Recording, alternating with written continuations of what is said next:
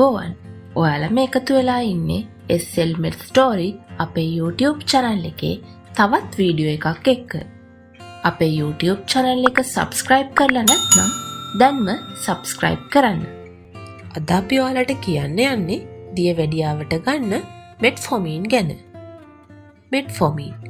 මෙට්ෆෝමින් හයිඩ්‍රොක්ලෝරයිඩ් කියන්නේ බිගනොයිඩ්ස් කාණ්ඩයට අයත් වන ඇන්ටිඩයබටික් ඖෂධයක්. මෙට්ෆෝමින් මිලිග්‍රෑම් 500, මෙට්ෆෝමින් SR මිලිග්‍රෑම් 500, මෙට්ෆෝමින් මිලිග්‍රෑම් 850 යන මාත්‍රාවලින් පෙති අඩංගු වෙනවා. ග්ලූකෝපේජ්, ග්ලයිකොමෙට්, ග්ලයිමින්, මෙල්මෙට්, බිග්මෙට් කියන්නේ මෙට්ෆෝමින් වල වෙළඳ නාම කිහිපයක්. මෙම ඖෂධය මගින් අක්මාවෙන් ග්ලූකෝස් නිපදවීම අඩු කරන අතර බඩවැල් මගින් ග්ලූකෝස් අවශෝෂණය අඩු කරනවා.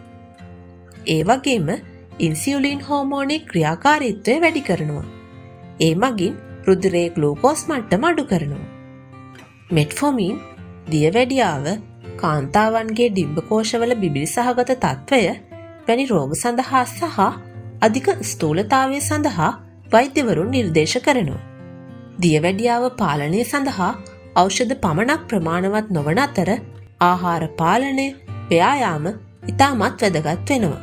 මෙම ඖෂධය ආහාර ගැනීමෙන් පසු ලබාගත යුතු අතර මාත්‍රාව වෛද්‍යවරයා විසින් රෝගී තත්ත්වය අනුව තීරණය කරනු ලබයි. දිනකට ලබාගත හැකි උපරිම ප්‍රමාණය මිලිග්‍රෑම් 2500ක් පමණ වෙනවා. වැඩිහිටියන්ට, වයස අවුරුදු 10ට වැඩි දරුවන්ට නිර්දේශ කරන අතර ගර්භණී කාන්තාවන් සහ කිරිදෙන මව්වරුන් සඳහා වෛද්‍ය නිර්දේශය මත අනුමත කරනු ලබයි. මෙහි අතුරු ප්‍රතිඵල ලෙස උදරයේ වේදනාව, වමනය, ඔක්කාරය, පාචනය, ආහාර රුචිය නැතිවීම, රසෙහි වෙනස් වීම, විටමින් B අවශෝෂණය අඩුවීම වැනි තත්ත්ව ඇතිවිය හැකියි. මෙම ඖෂධය ගැනීමේදී මුත්‍රා නිපදවීම වැඩි කරන ඖෂධ, වේදනාවට සහ ආසාදනවලට දෙන ඖෂධ, අද්‍රුතර පීඩනයට ලබා දෙන ඖෂධ, හතිය වැනි රෝගවලට දෙන ඖෂධ, සමේ ආසාදනවලට ලබා දෙන ඖෂධ භාවිතා කරන අයෙක් නම් ඒ පිළිබඳ වෛද්‍යවරයා දැනුවත් කළ යුතුයි.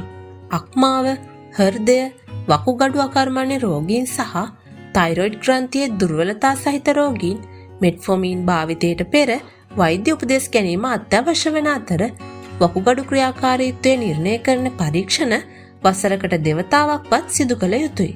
දියවැඩියාව සඳහා ඖෂධ භාවිතා කරන අය රුධිරයේ ග්ලූකෝස් මට්ටම සාමාන්‍ය මට්ටමටත් වඩා අඩුවීම පිළිබඳ දැනුවත් වීම අත්‍යවශ්‍ය කාරණයක්.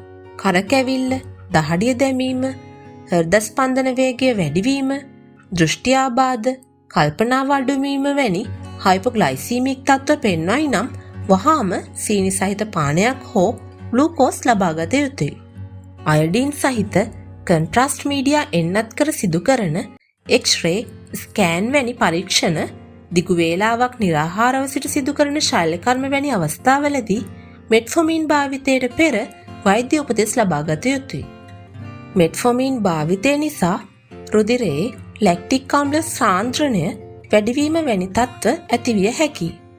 මේ සඳහා මත්පැන් භාවිතය, විජලන තත්ත්ව, දිගු වේලාවක් නිරාහාරව සිටීම, බරපතල ආසාදන, අක්මාව සහ වකුගඩු අක්‍රිය වීම වැනි තත්ත්ව හේතු විය හැකියි. මෙය හදිසි අවස්ථාවක් බැවින් හැකි ඉක්මනින් රෝහල් ගත විය යුතුයි. මෙට්ෆෝමින් අධිමාත්‍රාවක් ශරීරගත වුවහොත් රෝහල් ගත විය යුතු අතර සෝඩියම් බයිකාබනේට් මගින් විෂ හරණයකට ලක් කිරීම සිදු කරයි. මෙම ඖෂධය සෙල්සියස් අංශක 25ට අඩු උෂ්ණත්වය යටතේ ගබඩා කළ යුතුය.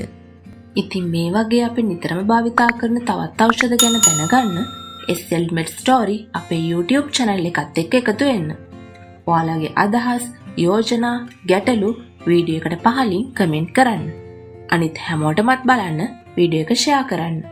අපව subscribe කරලා bell button එකත් ක්ලික් කරන්න අමතක කරන්න එපා. හැමෝටම සුබ දවසක්.